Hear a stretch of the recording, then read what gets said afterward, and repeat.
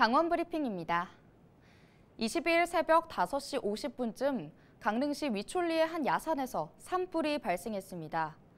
이번 산불로 0.06헥타르의 산림이 소실됐으며 농부산물을 태우던 80대 A씨가 경미한 화상을 입고 병원으로 후송됐습니다. 소방당국은 A씨가 농부산물을 태우다 부주의로 산불로 옮겨 붙은 것으로 보고 정확한 사고 경위를 조사하고 있습니다. 22일 새벽 3시 5분쯤 강릉시 영곡면의 한 도로에서 승용차가 교각을 들이받는 사고가 발생했습니다. 사고 차량 운전자 48살 A씨는 심정지 상태로 병원으로 옮겨졌지만 숨졌습니다. 경찰은 정확한 사고 경위를 조사하고 있습니다. 설악산을 오르던 중 발목을 다친 60대가 산림청 헬기에 구조됐습니다. 지난 21일 오전 11시쯤 설악산 봉정암 부근에서 등산객 64살 A씨가 발목을 다치는 사고를 당했습니다. 산림항공구조대는 신고를 받고 헬기를 투입해 A씨를 구조한 뒤 인제고등학교 부근에서 119 구급대에 인계했다고 밝혔습니다. 지난 20일 새벽 4시 40분쯤 양양군 남해안 남동쪽 1.8km 해상에서 밍크고래 한 마리가 그물에 걸려 죽어 있는 것을 조업 중이던 정치망어선이 발견해 해경에 신고했습니다. 그물에 걸려 죽은 밍크고래는 길이 약 4.5m, 무게 1.6톤 크기로 불법 어구에 의한 포획 흔적은 발견되지 않았습니다. 속초해경은 국립수산과학원 문의 결과 해양보호생물에 해당되지 않아 어민에게 인계했고 해당 밍크고래는 1,120만 원에 위판됐다고 밝혔습니다. 속초해경 관할 지역에서 지난해 고래 37마리가 그물에 걸려 죽은 채 발견됐고 올해는 현재까지 12마리가 혼액됐습니다. 키오스크로 주문을 해야 하는데 어떻게 해야 할지 몰라 난감해하는 어르신의 모습. AI는 이 모습을 이렇게 그려냈습니다. 한 번쯤 보신 적 있으실 텐데요.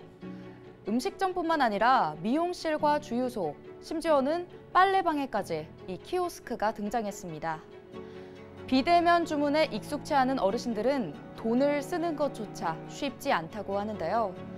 조작이 어려울 뿐만 아니라 기계 앞에서 허둥대다 보면 뒷사람의 따가운 눈총에 식은땀이 난다는 겁니다. 키오스크를 좀 더 다루기 쉽게 만들 순 없을까요? 은행 ATM 기계를 떠올리면 방법이 아주 없는 것도 아닙니다.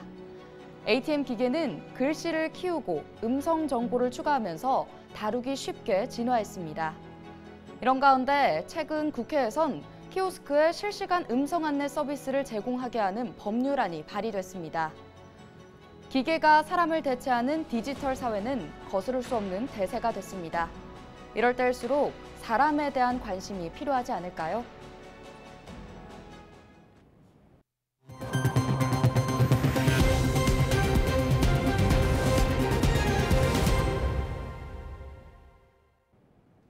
지난 20일 오전 9시 40분쯤 원주시 가연동 인근 영동고속도로 강릉 방면 128km 지점에서 화물차와 승용차 등 3대가 잇따라 추돌하는 사고가 발생했습니다.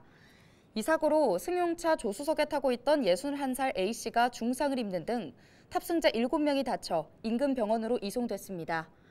경찰은 앞서 가던 화물차 타이어가 파손되면서 사고로 이어진 것으로 보고 목격자 등을 상대로 사고 경위를 조사 중에 있습니다. 21일 오후 1시 반쯤 영월군 영월읍 연화리 석항천에서 60대 남성 A씨가 물에 빠졌습니다. 물에 빠진 것을 가족이 보고 신고해 오후 2시쯤 A씨는 병원으로 이송됐으나 결국 숨졌습니다. 경찰은 A씨가 하천 건너편에 벌통을 확인하려다 사고를 당한 것으로 보고 자세한 사고 경위를 조사하고 있습니다. 올 들어 도내 처음으로 원주 지역 사과와 배농가 2곳에서 과수화상병이 발생했습니다.